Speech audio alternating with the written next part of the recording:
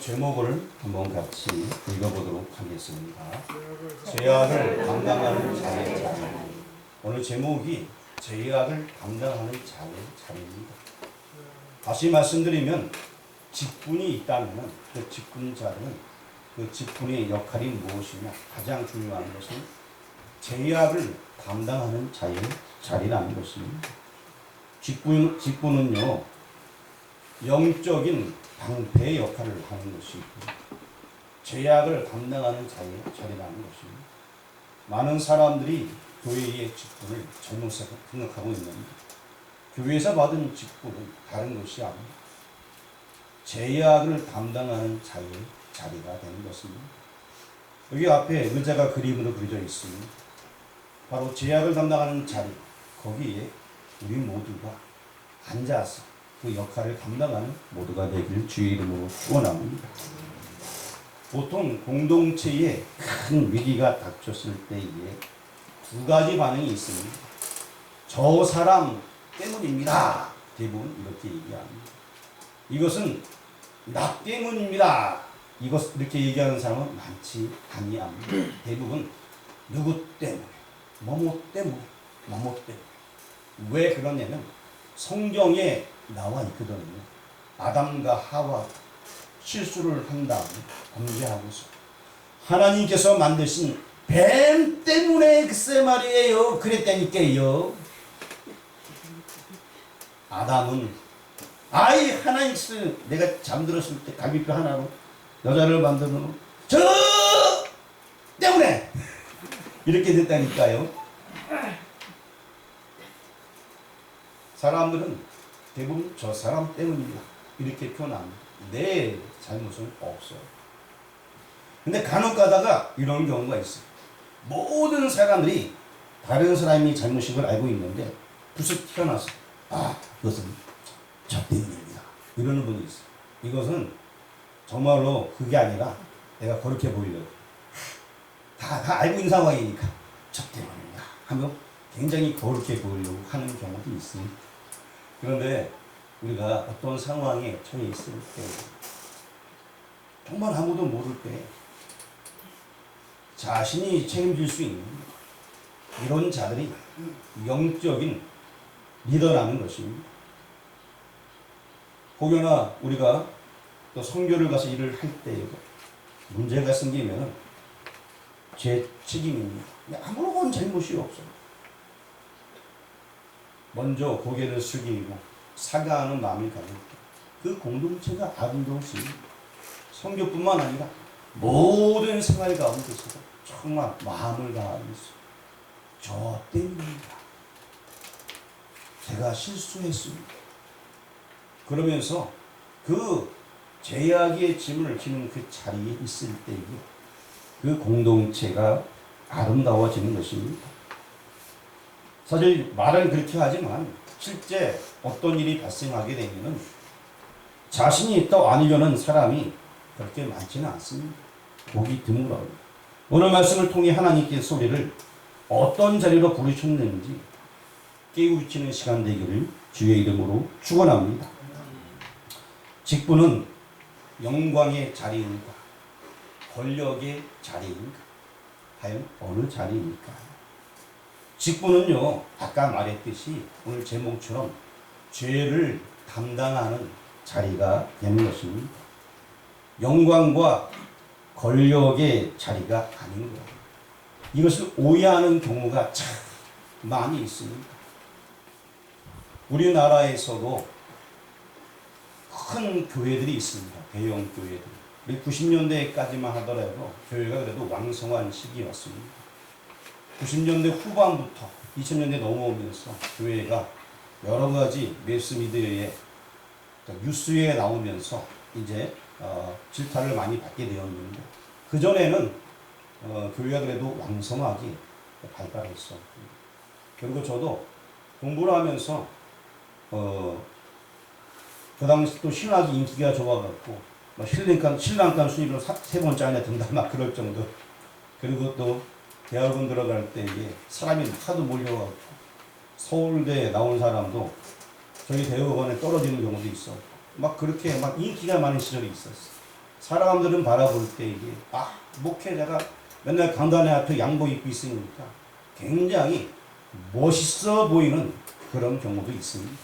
근데 여러분 한국교회 보게 되면요, 앞에 서 있을 뿐이지 정말 교회가 안전하게 그리고 또 부하게 있는 교회들은 거의 없어요. 초대형 교회 0. 몇 프로밖에 없고, 그리고 좀 큰 교회, 평창에 68교회, 거의 70교회 가까이 있는데, 그런데 300명, 500명 되는 교회가 없어요. 커봤자 어쩌다 하면 200명 될까 하는 교회가 한 2~3개밖에 없습니다. 그리고 또 간신히 자립 유지하는 교회가 대부분입니다. 대부분 미자립의 교회.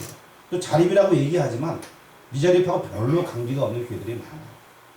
우리나라 대부분 교회가 거의 다 그렇습니다. 그래서 우리나라의 큰 모교회를 바라보면서 정치권에서 교회도 세금을 내야 된다는 식으로 시작해서 나중에 실태 조사가 들어갔는데 지금 후회하고 있어요. 왜냐하면 나라에서 보조금을 더 많이 줘야 되거든요. 교회들이 어려운 교회가 많이 있습니다. 그런 상황이 되었는데, 그나마 교회들이 정식으로 청구를 안 해서 그렇지 다 청구를 하게 되면 오히려 보조해 줄 교회들이 더 많은 거예요. 어찌되었던 간에 제가 얘기하고 싶은 것은 이 당시 성경에 나와 있는 구약 시대에 제사장 직분의 그 자리를 보면서 영광의 자리, 권력의 자리로 착각하고서 16장에 고라 일당 250명들이 그 직분에 대해서 높은 자리, 영광의 자리를 오해하고서 그 자리를 탐냈습니다. 야, 니네 할아버지나 우리 할아버지나 똑같은 외인데 왜 너는 제사장 직분을 맡고 있고 네 동생은 왕처럼 군림하고 있으며 나는 옆에서 왜 시정만 드느냐? 그게 고라 일당이 한 얘기예요. 그런데 여러분, 그 제사장의 자리는 높은 자리가 아닙니다. 죄를 담당하는 자리였습니다. 높은 자리가 아니었습니다. 오늘 18장 1절 말씀을 앞에 적어놨는데 한번 같이 한번 읽어보도록 하겠습니다. 여호와께서 아론에게 이르시되 너와 내 아들들과 내 조상의 가문은 성소에 대한 죄를 함께 담당할 것이요 너와 내 아들들은 너희의 제사장 직분에 대한 죄를 함께 담당할 것이니라. 자, 아론의 아들들은 다 대제사장이 되게 됩니다. 그래서 성소에 대한 죄를 담당할 것이요.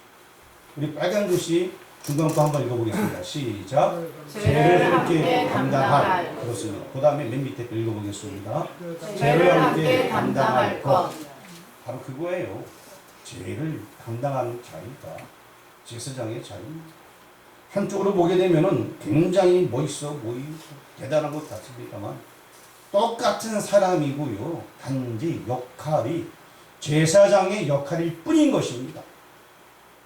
그 자리에 있으면 백성들의 죄를 담당하기 위하여서 힘들어도 해야 되고요. 때로는 배고파도 해야 되고, 때로는 아파도 그 사역을 감당해야 됩니다. 때로는 상대방 고민 들을 때에 함께 금식하며 기도도 해야 되는 거예요. 그 자리가 제사장의 자리입니다. 근데 사람들은 권력으로만 생각하고 높은 자리로 잘못 생각했습니다. 죄를 담당하는 것, 연약한 짐을 담당하는 자리, 그 자리는 것입니다. 그리고 오늘 18장 1절 말씀 시작할 때 이게 여호와께서 아론에게 이르시되 라고 말씀하고 있습니다. 여호와께서 직접 말씀하시는 거예요. 죄를 담당하는 자리다. 여기 계신 여러분들이 다 직분이 있습니다. 가장 큰 직분은 성도라는 것입니다. 예수님 믿고 교회 나온 성도가 가장 큰 직분입니다. 그리고 또 다양한 직분들이 교회 안에 있습니다. 집사는 교회 일을 돌보는 직분이 집사인 것입니다. 교회의 구석구석을 다 돌아보고 챙기고 일하는 그게 집사의 직분입니다. 모든 일에 관여합니다. 나머지 직분은 설명 안 해도 다 알다시피 하나님의 일을 하기 위해서 우리가 성도로 부름을 받게 되었습니다.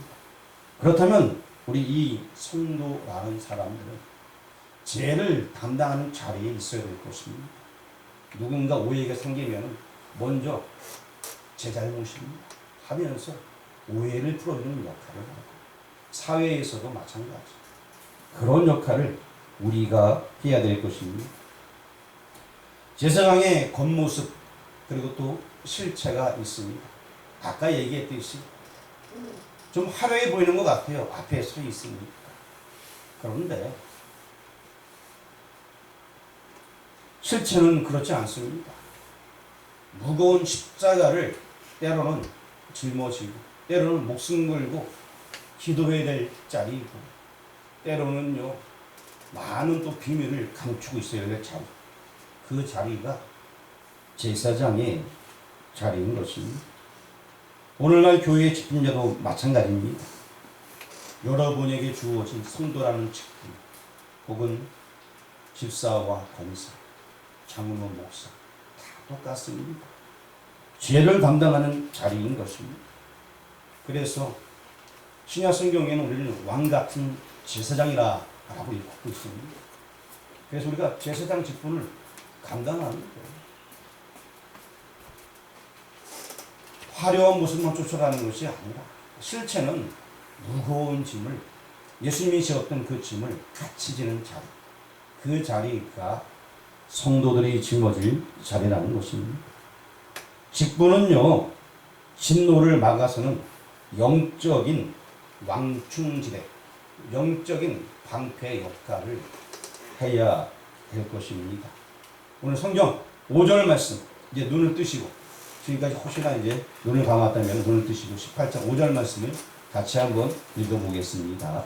이와 같이 너희는 성소의 직무와 제단의 직무를 다하라. 그리하면 여호와의 진노가 다시는 이스라엘 자손에 미치지 아니하리라. 직무를 다하라 라고 얘기해주고 있습니다. 성소의 직무와 제단의 직무를 다하라. 그 직무 중에 가장 중요한 것은 죄를 담당하는 자리인 것입니다. 보통 사람들이 하나님께 나아가기 힘들었을 구약시대, 그때의 제사장이 그들의 죄를 담당하는 역할을 하면서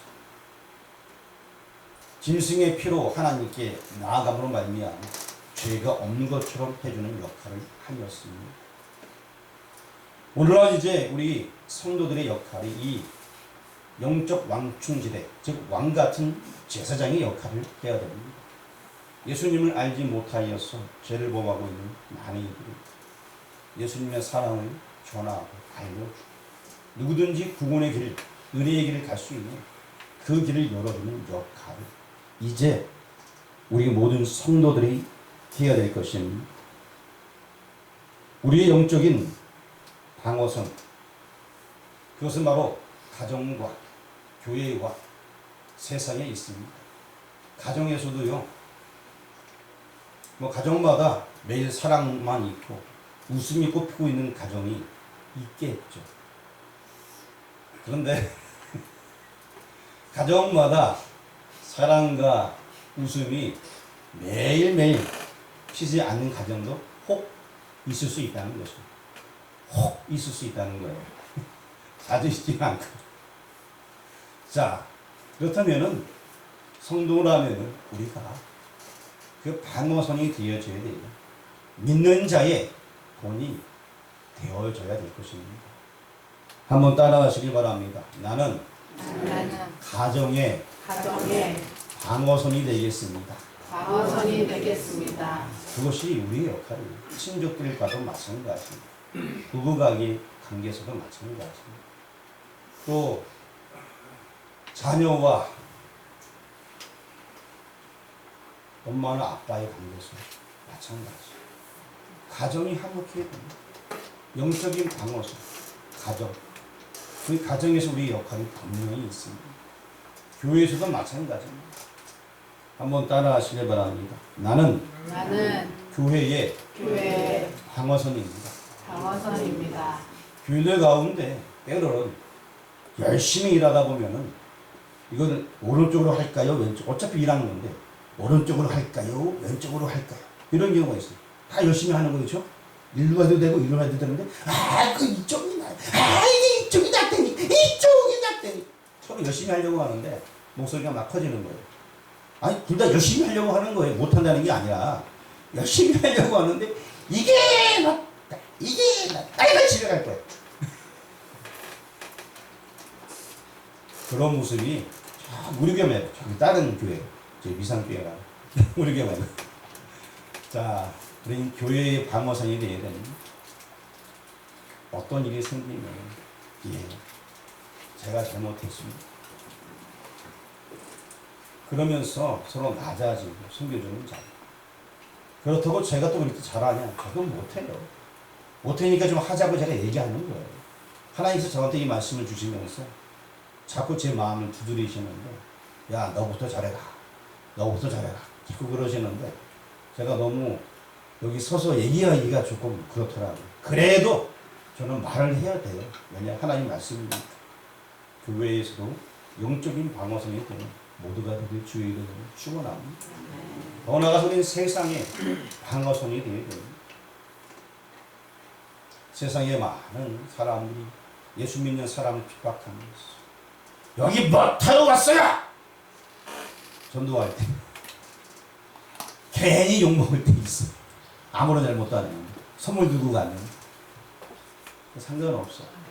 그래도 사랑으로 예수님의 사랑 그뿐만 아니고 그 외에 여러 가지 일에서도 조금 손해보더라도 괜찮아요. 물질에 손해보던가 또 여러 가지 다른 거 손해보더라. 우리가 세상의 방어선의 역할을 감당해야 될 것입니다. 다시 한번 따라 하시기 바랍니다. 나는 세상의 방어선입니다. 방어선입니다. 그런 역할을 하는 모든 교우가 되기를 주의 이름으로 축원합니다. 아멘. 구약 시대에 한계가 있습니다. 그것은 그도 사람이었습니다. 제사장 자체가 사람이었기 때문에 제의를 주관하지만 자기 죄 때문에 먼저 속죄제를 드리고 나서야 그 사역을 하게 됩니다. 자기도 죄가 있으니 사람이다 보니까 연약한 사람이다 보니까 제사장 자신도 죄인입니다. 제사장은 그림자에 불과합니다. 오실 예수님, 참된 예수님, 그 예수님의 예표로서 그냥 쓰임 받는 거예요. 구약 시대에 그런 모습으로 보여주거나 말입니다. 앞으로 오실 메시아가 있다는 것입니다. 우리도 마찬가지입니다. 우리가 영적인 방어선으로 나아갈 때 나를 통하여서 예수님이 살아계신 것을 세상에 알려줘야 됩니다. 내가 가정에서 믿음 생활 잘하고 영적인 방어선이 될 때에 가정 식구들도 아무래도 우리 집안의 죄는 뭔가 하나님의 영이 있는 것 같아. 이렇게 도와줘야 되는 것입니다. 교회에서도 다툼이 있을 때, 저 사람은 아무래도 실형을 내가 믿는 것 같아. 이런 어떤 모습이 보여주면 얼마나 좋겠습니까? 세상에서도 미상교회 아무개 기숙사가 아침이고 저녁이고 점심 맨날 기도하는 그리고 생신이 얼마나 받은지 콩 한쪽 있으면 나눠주는 사람 정말 예수님 살아계신 이러면 얼마나 좋아요. 그렇지 않습니까? 그런 역할을 하는 주님들 주님의 이름으로 축원합니다. 아멘 소리가 굉장히 작은 것 같아요. 여러분을 통하여서 예수 그리스도가 비춰주는 그런 생각을 하는 모두가 되길 주의 이름으로 축원합니다. 우리의 영원한 대제사장 예수 그리스도. 한번 우리 성경을 한번 찾아보겠습니다. 이사야 53장입니다. 잘 모르는 사람이 있으니까 모르는 분들은 옆에서 찾아주시길 바랍니다. 이사야 53장 6절. 천천히 찾아도 됩니다. 기다려줄게요. 이사야 53장 6절. 한 5초만 더 기다리겠습니다. 1, 5초. 이사야 53장 6절. 찾았으면 다 같이 한 목소리로 응독하겠습니다.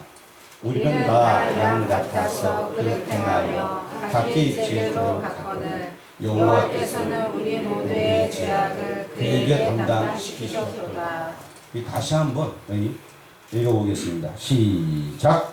우리는 다 양 같아서 그릇 행하며 각기 제 길로 갔거늘 여호와께서는 우리 모두의 죄악을 그에게 담당시키셨도다. 예, 여호와께서 우리 모두의 죄를 그가 누구입니까?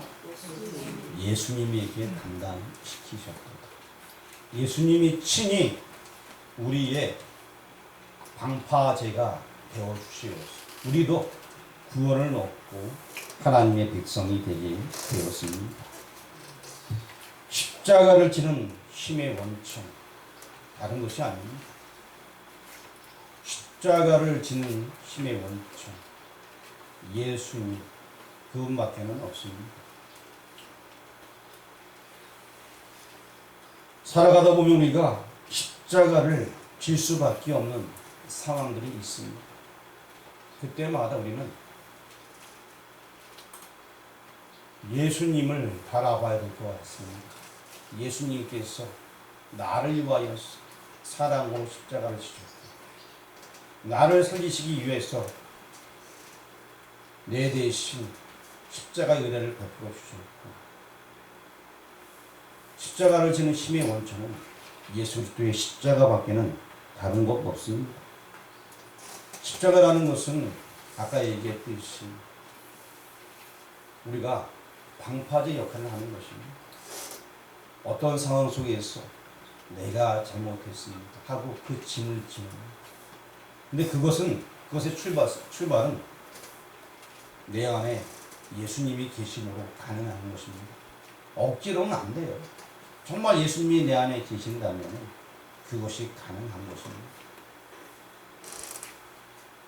우리 마음속에 예수님이 있다면 이제 정말 십자가를 지시기 바랍니다.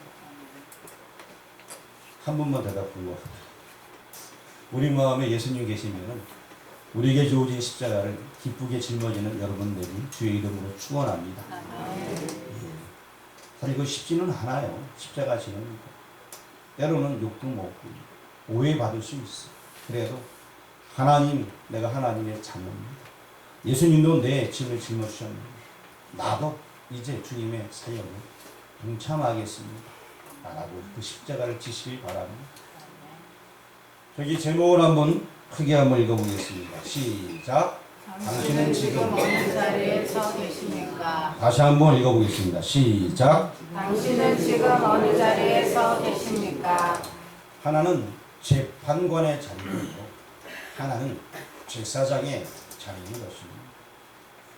재판관의 자리는 늘 비평하고 남을 탓하고 정죄하고 그것밖에 못해 이런 일을 하는 것이 재판관의 자리인 것입니다.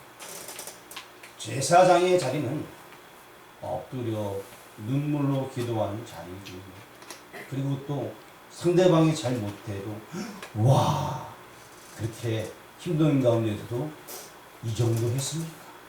하면서 격려해주고 지지해주고 독려해주고 못 도와줘서 정말 죄송합니다 하면서 상대방이 실수를 할지라도 잘못할지라도 감싸주는 자 그게 바로 제사장의 자리인 것입니다. 혹여나 또한 어떤 사람이 실수했을 때 제사장은 그 짐을 대신 져주면서 제가 못했기 때문에 우리가 이것밖에 못했습니다 라고 얘기하면서 같이 짐을 져주는 자, 그 자리가 제사장의 자리입니다. 자, 여러분에게 물어볼게요. 여러분은 지금 어느 자리에 서 계십니까? 1번 재판관의 자리, 2번 제사장의 자리. 자, 물어볼게요. 1번, 2번만 대답하면 됩니다. 여러분은 지금 어느 자리에 서 계십니까? 엄마, 이러지 마시고. 자, 뭔 얘기인지 모르겠어요. 자, 1번 재판관의 자리, 2번 제사장의 자리.